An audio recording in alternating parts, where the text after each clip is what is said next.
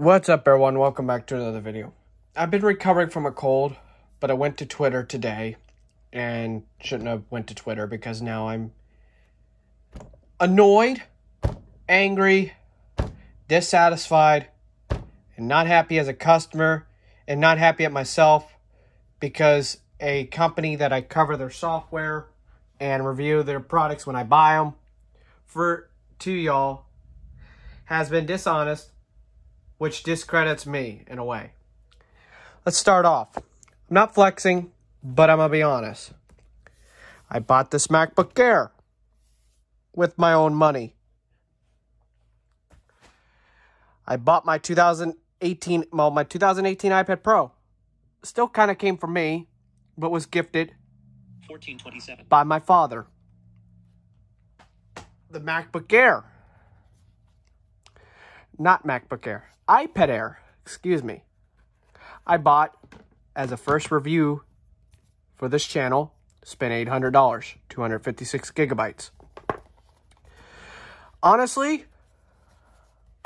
cannot believe what's going on. 13 Pro Max I bought in January. Spent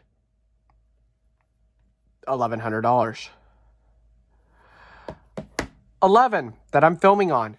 Bought in 2020 at the height of the pandemic going on.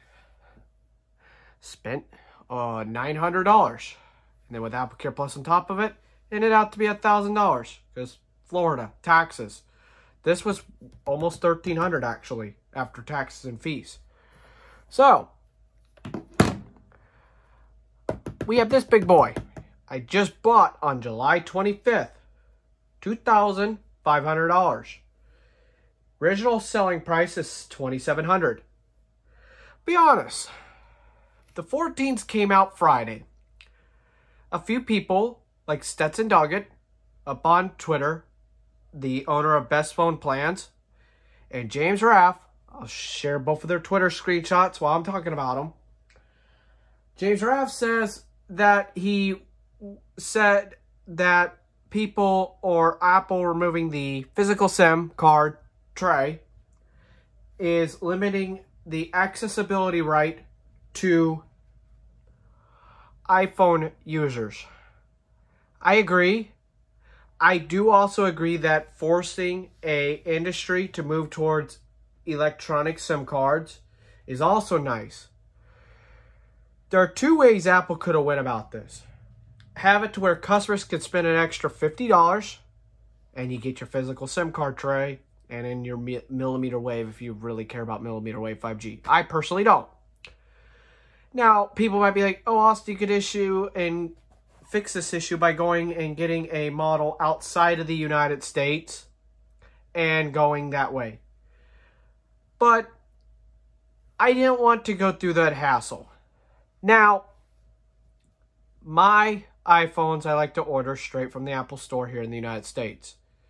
What really got me going about making this video, why the proverbial straw in the camel's back broke with this company, is Phone Repair Guru up in Canada, another creator, I'll leave a link to the YouTube short video down below, made a video about the 14s, how he undid them, opened them up. And the 14s open up differently, but the 14 Pros are the same as the 13 Pros. And that the fact that the physical SIM is gone and filled by a piece of plastic, according to iFixit. This is through Phone Repair Guru, but iFixit posted the schematics and details of that stuff, and I didn't go look at iFix's deal, so I'm taking this with Phone Repair Guru, which I'll jump on my Mac and react to that YouTube short, and then we'll be back to the studio. Alright, so here we are on the Mac.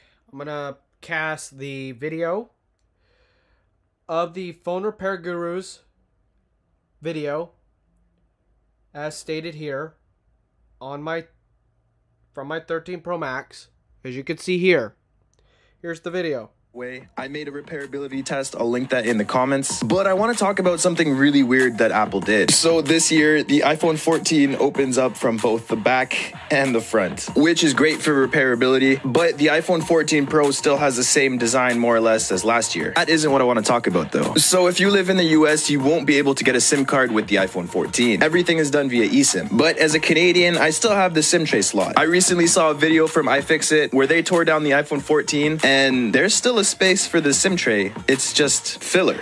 There's space to put a SIM card tray, but instead they just put a piece of plastic and closed it off. They made absolutely no use of that space. This is so strange for Apple. They usually use every single inch of the phone. So the question is, why remove the SIM card tray if you're not going to make use of the space? Why do you think they did that?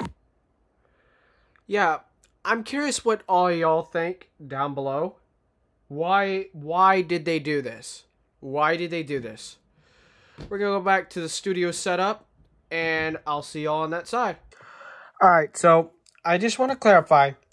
Forcing an iPhone to go eSIM, I'm not fully against. I'm 50-50 on it, and the only reasons is the technical side. Y'all know that I have 2 SIM cards on the 13 Pro Max. My AT&T SIM has been eSIM. I've had it since March. Thank you, Carlos. But that eSIM has not failed, knock on wood. But the news I'm hearing from Visible, it pays to play, honestly. I'm sorry if people are going through that difficulty of connecting their phones through Visible with eSIM transfer from older iPhones that had physical SIMs or eSIMs over to the new iPhone, and how it's convoluted to get to them. When I first got 13 Pro Max, I had a Visible eSIM. It was time consuming. It took almost an hour, when it's very easy with AT&T and T-Mobile alike. The plastic thing, it's really annoyed me because of the fact that, yeah, when that phone reaches 10 years from now, that phone, eventually the plastic that's in the phone will eventually land out in the landfill somewhere, because Apple's just going to go yeet with it once they finally find the space to actually take advantage of the fact of having using that spot where the SIM card tray used to be. If they move the processor around the logic board or made some different thermal solutions and stuff like that, then I'd be okay with it. But the way Apple's going about things right now, where they're cutting things out of the US models, but then leaving it for the rest of the world, it's not okay, Apple. Let me know what y'all think down below. I appreciate everyone for watching. I cover Apple software, and when I buy the phones, I cover the hardware, because I like the ecosystem. I even bought my mom, back in June, a new iPhone. Here's the iPhone 13 box. Everyone got mad with the headphone port, but that was whatever.